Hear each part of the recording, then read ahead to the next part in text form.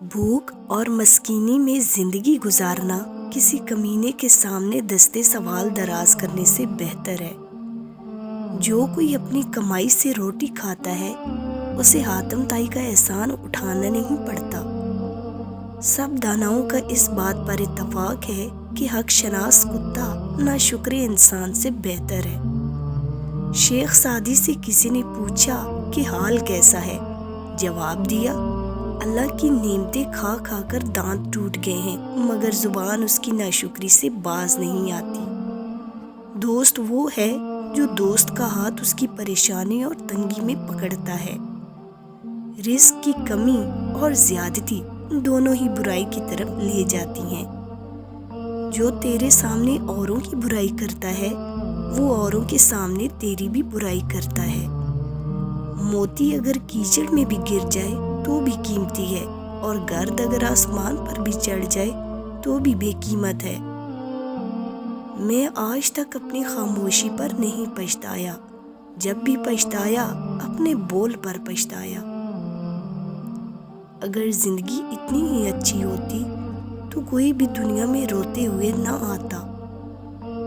آدمی کے علم کا اندازہ تو ایک دن میں ہو جاتا ہے لیکن نفس کی خباثت کا پتہ برسوں میں بھی نہیں چلتا۔ ایسے دوست سے ہاتھ دھو لینا بہتر ہے جو تیرے دشمنوں کے ساتھ بیٹھتا ہے۔ جب درد حد سے زیادہ بڑھ جاتا ہے تو انسان روتا نہیں بلکہ خاموش ہو جاتا ہے۔ اپنے اخلاق کو پھول جیسا بنا لو اور کچھ نہیں تو پاس بیٹھنے والا خوشبو تو حاصل کر لے۔ تعلیم انسان کو بولنا تو سکھا دیتی ہے مگر یہ نہیں سکھاتی کہ کب، کہاں اور کتنا بولنا ہے۔ اپنے حصے کا کام کیے بغیر دعا پر بھروسہ کرنا حماقت ہے اور اپنی محنت پر بھروسہ کر کے دعا سے گریز کرنا تکبر ہے۔ جب تک انسان بات نہ کرے اس کے عیب اور ہنر چھپے رہتے ہیں۔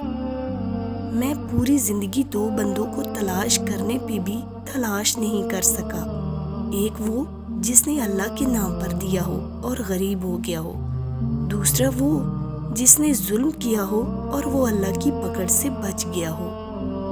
کوئی شخص روزی اپنی طاقت اور لیاقت سے حاصل نہیں کرتا، اللہ سب کا رازق ہے۔ انسان کو جتنا لگاؤ رزق سے ہے اتنا لگاؤ اگر رزق دینے والے سے ہوتا تو اس کا مقام فرشتوں سے بڑھ کر ہوتا۔ آپ کے اخلاق کی قدر بھی لوگ اس وقت کریں گے جب آپ کے پاس دولت اور طاقت ہو۔ غریب کتنا ہی خوش اخلاق ہو، لوگ اس کے اخلاق کو اس کی مجبوری سمجھتے ہیں۔ زمانے کی گردش سے دل برداشتہ نہ ہو، اس لیے کہ صبر اگرچہ کڑوا ہے لیکن اس کا پھل میٹھا ہوتا ہے۔ تم اپنی ہزار غلطیوں کے باوجود اپنے آپ سے محبت کرتے ہو لیکن دوسروں کی ایک غلطی کی وجہ سے ان سے نفرت کرنے لگ جاتے ہو۔ یا تو خود غلطیاں کرنا چھوڑ دو یا دوسروں کو معاف کرنا سیکھ لو۔ دین غریبوں سے شروع ہوا تھا، غریبوں میں رہ جائے گا۔ انسان کے جھوٹا ہونے کے لیے اتنا ہی کافی ہے کہ وہ سنی سنائی باتوں پہ یقین کر لے۔ اللہ تعالیٰ کی قربت کا بہترین راستہ عاجزی ہے۔ اس سے تو خاموشی بہتر ہے کہ کسی سے دل کی بات کہہ کر پھر اسے کہا جائے کہ کسی سے نہ کہنا۔ جیسا سلوک تم مخلوق خدا سے کرے گا ویسا ہی سلوک خدا تمہارے ساتھ کرے گا۔ جو نصیحت نہیں سنتا اسے ملامت سننی پڑتی ہے۔ کمزوروں پر رحم نہ کھانے والا طاقتوروں سے مار کھاتا ہے۔